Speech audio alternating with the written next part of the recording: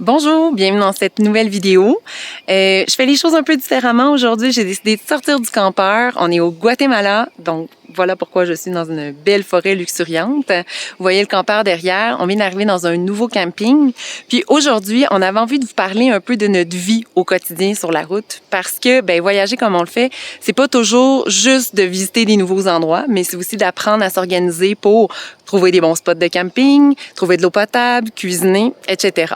Donc, c'est ce qu'on va vous présenter aujourd'hui. Premièrement, pour ce qui est des campings, vous l'avez vu dans nos vidéos précédentes, on utilise l'application iOverlander.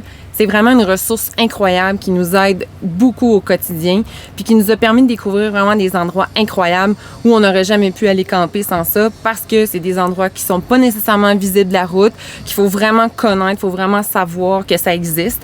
Donc ça nous a vraiment beaucoup aidé. C'est sûr que les États-Unis, c'est vraiment le paradis du camping, notamment dans les États qu'on a fait, surtout l'Utah. C'est facile, il n'y a pas beaucoup de monde sur le territoire. Il y a vraiment des endroits sauvages qui sont magnifiques. On se le cachera pas, par exemple, c'est des endroits sauvages, donc il n'y a pas nécessairement de toilettes et de douches, mais nous, on est 100% autonome, donc ça nous dérange pas. Pour le Mexique et le Guatemala, c'est un peu différent. Il y a moins d'endroits gratuits, sauvages, où il y a personne. Il y a beaucoup plus de monde un peu partout sur le territoire. Mais iOverlander nous sert aussi. Là, peut-être plus pour nous trouver des endroits où on a à payer un petit montant, mais où on a accès à des douches, des toilettes. Exemple, le camping où on est en ce moment, qui est un endroit magnifique sur le bord du lac Atitlán au Guatemala.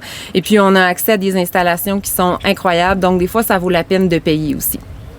Pour remplir notre réservoir d'eau non potable qu'on utilise pour notamment faire la vaisselle ou prendre notre douche, on a un réservoir d'à peu près 80 litres.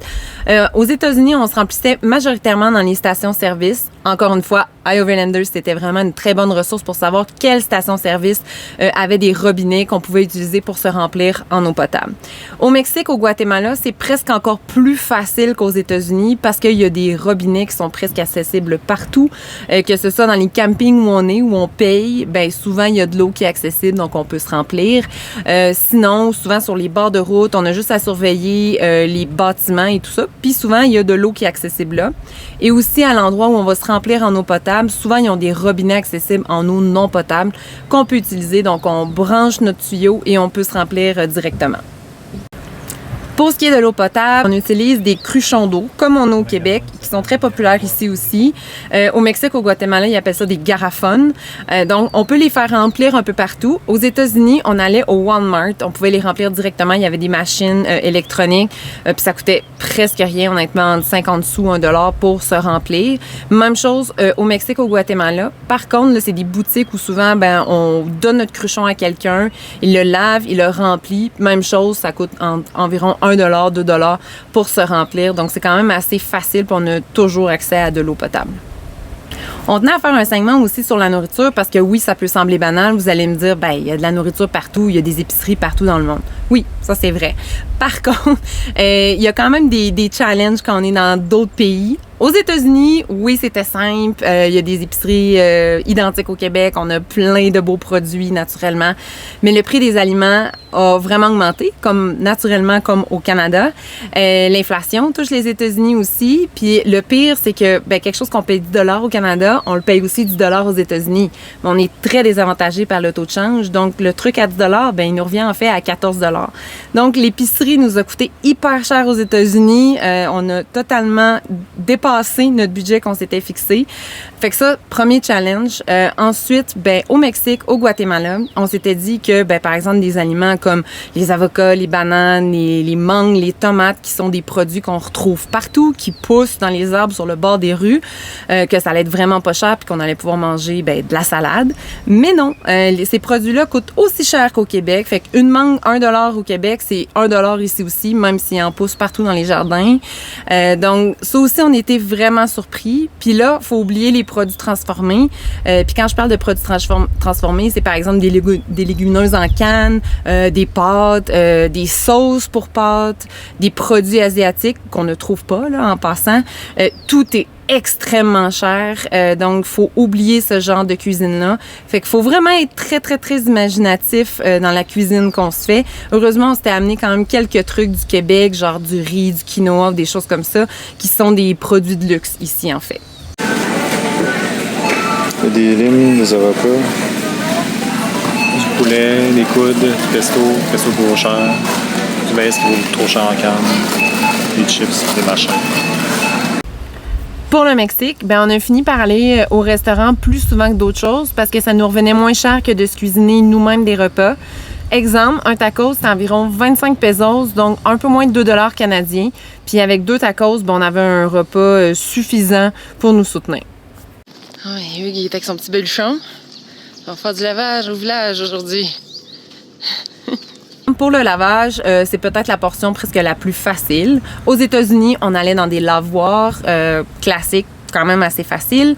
Au Mexique, au Guatemala, là, c'est assez différent. Il n'y a pas de lavoir qu'on peut opérationnaliser nous-mêmes. En fait, on va porter nos vêtements à quelqu'un qui les lave, les sèche et les plie pour nous.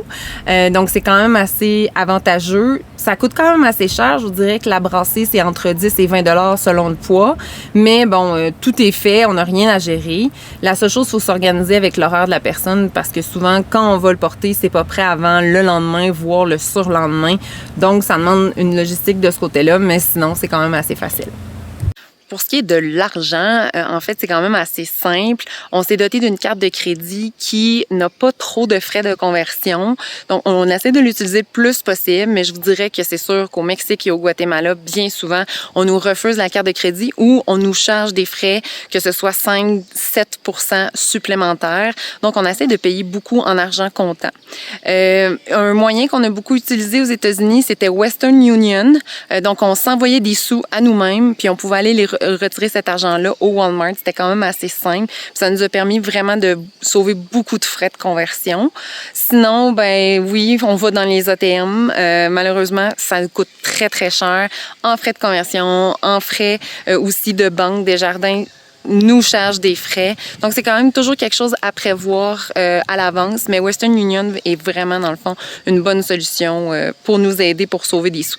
Puis comme dernier segment, on avait envie de vous montrer aussi comment on garde la forme au quotidien. Hugues et moi, quand on est à Québec, normalement, on est inscrit à un gym, on y va 3 fois semaine. L'été, on fait du vélo de route. L'hiver, on fait du ski de fond. Donc, on est des gens quand même assez actifs. Puis on trouvait ça important de continuer à garder la forme puis de dédier du temps à ça aussi durant notre voyage. C'est toujours évident de garder la forme sur la route, mais on essaye. On s'est amené des élastiques, un tapis, différents trucs là, pour s'entraîner. Ça a bien été au début parce qu'il faisait frais. Mais là, depuis 4 jours, on fait genre 35 le jour avec un soleil cuisant. Fait que, disons que la dernière semaine, on ne s'est pas beaucoup entraîné. Mais là, on est dans une grosse ville, on est à La Paz, puis on s'est permis de trouver un gym.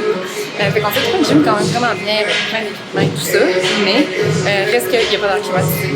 Aujourd'hui, il fait 35, il faisait 35 dans le tout tantôt. Il est un petit peu plus frais quand même dans le gym, mais j'estime qu'il fait entre 28 et 30 degrés.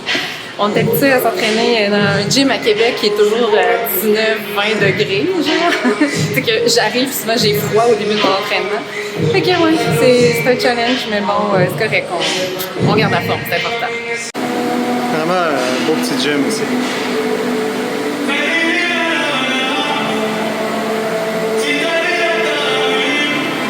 Il y a tout ce qu'il faut.